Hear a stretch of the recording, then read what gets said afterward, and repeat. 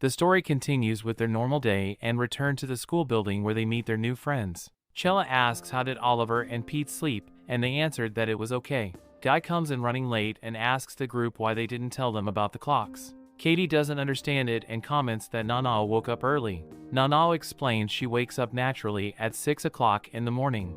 The group also comments on how Nanao is now wearing the school uniform, and she happily asks if she looks like a mage now, but Oliver cannot erase her bathing image from earlier that morning. Guy mentions that Oliver's robe looks a bit damp, and Oliver tries to dismiss it to avoid explaining what happened early on. Pete reveals more of his book rat mode, telling them to hurry up for breakfast so they can go to class. Nanao also reveals to be excited to find out what a magic class looks like. Their first class is sword arts. Teacher Garland first tries to explain what sword arts are before they can practice. He asks if someone can define the class and Pete raises his hand. Most of the students start their mocking and bullying process by calling him the teacher's pet. Pete starts his explanation. Sword arts are techniques they use with their swords. He goes into detail explaining that mages started to use swords to complement their wands, all because 400 years ago a famous mages lost the duel against the swordsman.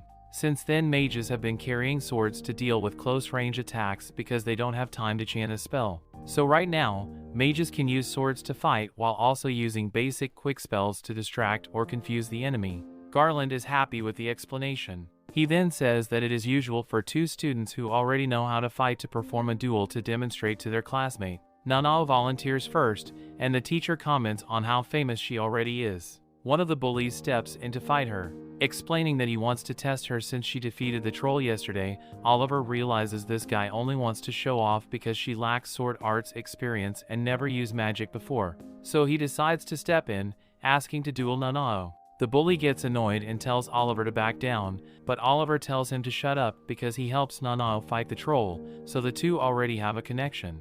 Oliver knows this dude was there when the troll attacked, but the best he did was wasting oxygen. The bully tries to pull out a BS logic stating that Oliver should have done nothing to deal with the troll and wait for the teachers or upperclassmen.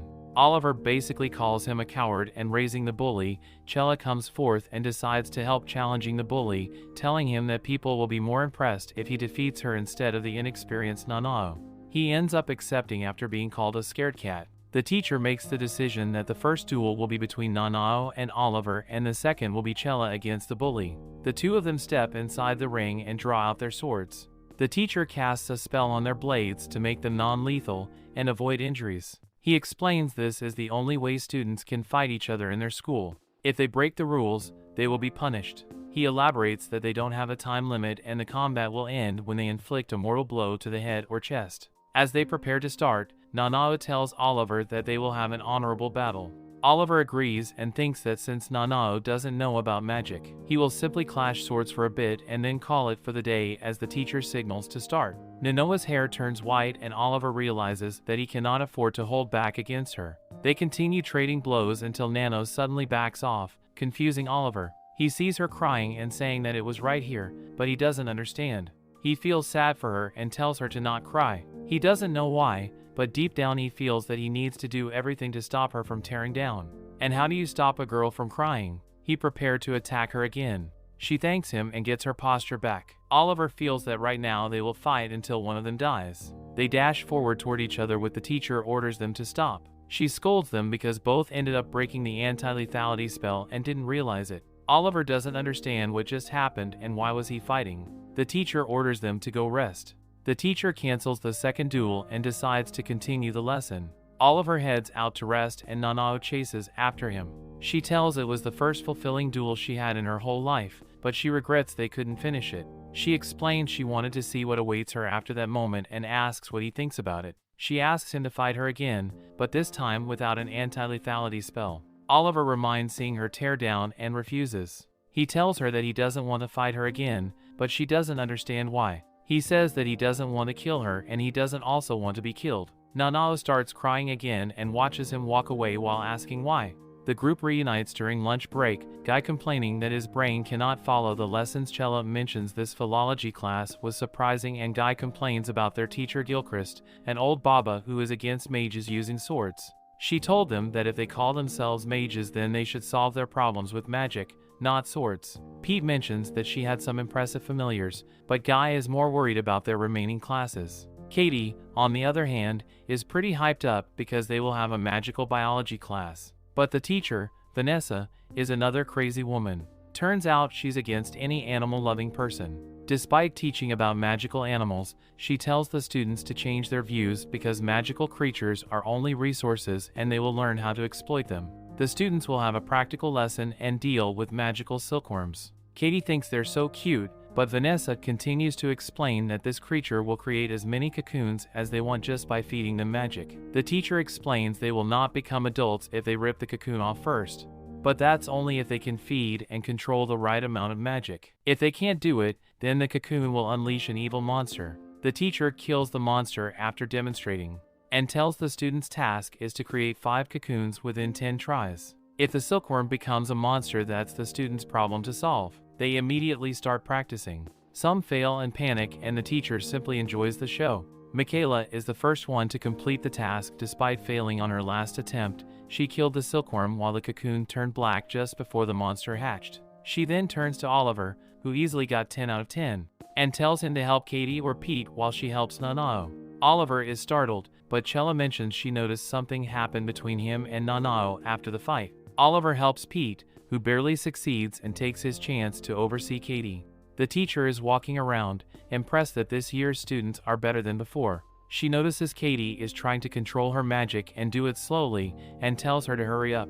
The teacher walks away, and a few minutes later everyone completed the task except for Katie. Chella approaches Oliver to find out how Katie is doing, and he reveals that she's already on the last one. Chella notices that Katie is being extra careful, despite already having passed the test. Oliver explains that Katie has a different goal from them. She doesn't care about class, she simply wants to keep the creatures alive. She tries her best to be careful, but she gets distracted when some petals fly past her. If he loses control and the cocoon starts turning black, Oliver quickly tells her to burn it, but she refuses to. She tries to save the silkworm by using her hands to rip the cocoon off. However, the evil creature comes out and bites her, just before Oliver and Chella can kill it.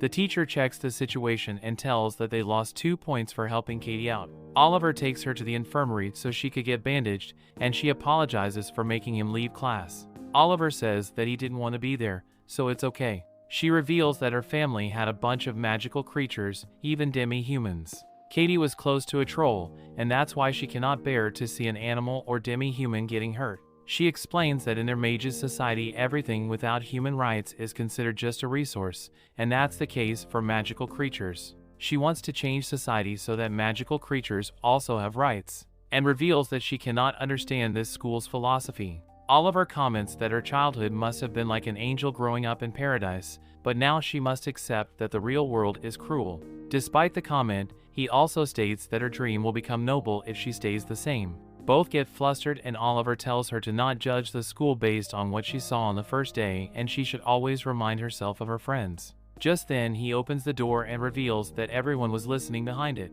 After comforting her, Oliver heads back to his dorm. He stops by the fountain, and Teresa, the person who is watching over him, mentions that he had a rough day. She tells him to choose his friends more carefully because someone who can't kill a silkworm will probably die first in this school. Oliver tells her that he will decide and asks if she needs something. She replies that she will be heading to Gwen's workshop and she won't be able to watch over him for some time. He tells her to say hi to his cousin, and she leaves. Everything is back to normal during dinner time, except for Nanao, who's still a bit down. Katie gets worried about it, but Nanao assures her that she's fine. Pete suddenly realizes that he forgot his book in the biology classroom. Chella and Oliver notice something is wrong until they will accompany him. Oliver explains that lost things cannot be easily found in this school, especially when a fairy could there be one who took it. They tell the rest to head back to their room and start pushing Pete. Guy realizes something is wrong, and Katie mentions the rumors that their school sits on top of a giant labyrinth, and that labyrinth starts to mix up with the school halls during the night. Pete manages to find his lost book, and they feel relieved that it was fast. They tried to rush back to their rooms, but they signed a wall after opening the door. The labyrinth starts getting active and changes the structure of the hall to a dungeon. Pete is worried, but Oliver reassures him, explaining that new students get lost all the time. Plus, there are instructors and upperclassmen patrolling the school. Suddenly they see a fog in front of them, followed by a female voice. Pete starts running towards the female thinking he's safe, but Oliver tells him to wait and return. Oliver steps in front of Pete and the girl reveals her name to be Ophelia Salvadorian, a fourth-year student. A student moving like a zombie appears behind her and tries to touch her, but she attacks him with a cursed spell of pain. Oliver reveals that he knows about Ophelia because he read her disturbing research. More fog appears around her, and Pete starts moving forward. Chella stops him, and Oliver reveals that it's a bewitching spell released by her fog. Ophelia tells Oliver to smell it, but he refuses and starts running away with the group. As they rush forward, they find themselves in another dead end. This time there's a wall of bones blocking their way, with another fifth-year student appearing behind it. This gives Ophelia enough time to catch up to them, and she asks if she should punish them. That brings the episode to an end.